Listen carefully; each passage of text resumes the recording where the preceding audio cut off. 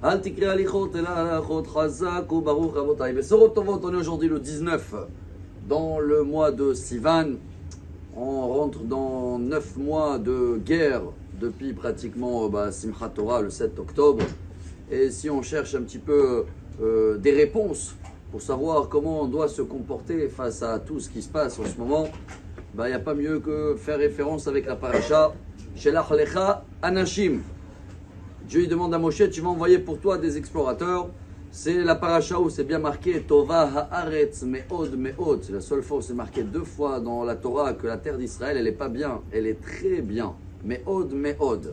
Mais comme il y a plusieurs commentaires, savoir quelle était la faute des explorateurs, nous on va toucher ceux-là qui nous concernent et qu'on doit les travailler. Vous savez très bien que dans le Talmud Ta'anit, dans la page 29, la Gemara là-bas elle nous raconte que quand ils sont retournés après ces 40 jours d'explorateurs, ils ont tous pleuré ce soir-là. Et depuis 3339 ans, ce soir-là c'est Tisha B'Av. Et Dieu il a dit, ah vous avez tous pleuré pour rien. Moi je promets que du bien et vous pleurez. Notez dans le calendrier que vous allez tous pleurer cette date-là tout le temps, malheureusement, jusqu'à aujourd'hui. Qu'est-ce qui a fait que tout le monde ils ont pleuré? Voilà un des commentaires qu'on va apprendre aujourd'hui. Il est royal.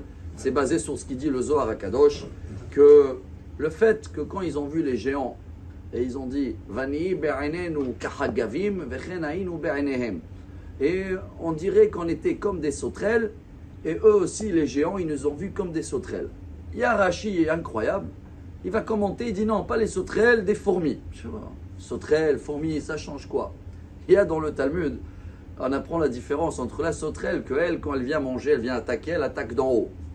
La fourmi, elle attaque toujours d'en bas. Elle arrive à enlever complètement la tige d'en bas et après elle le prend chez elle et elle mange. Notre mission, c'était nous de venir, ce qu'on doit faire peut-être jusqu'à aujourd'hui, d'enlever tout depuis la racine, tout raser. Ça ne sert à rien de faire des petites opérations d'en haut comme ça parce que ça va repousser. On n'est pas des sauterelles. Le but c'était d'être comme des fourmis, dit Rashi. Mais les explorateurs, ils ont dit comme ça, ah, à mon avis, eux ils nous regardent comme des sauterelles.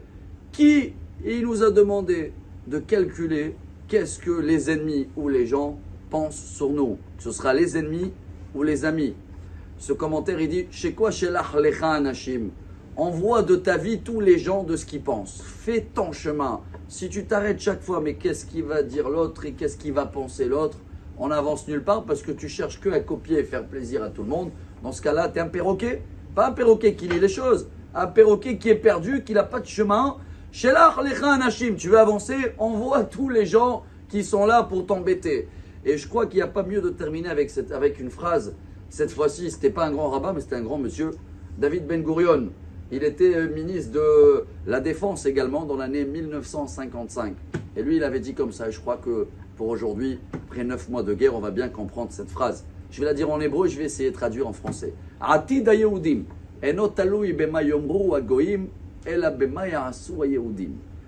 Le destin du peuple juif, l'avenir du peuple juif, ne dépend pas de ce qu'ils vont dire les nations, mais de ce qu'ils vont faire les juifs. Alors à nous de réagir, de faire sans calcul autour, comme des fourmis, tout enlevé d'en bas, et Bezrat Hashem avoir Tova haaretz me'od me'od. Amar Rabbi Elazar, Amar Rabbi Hanina,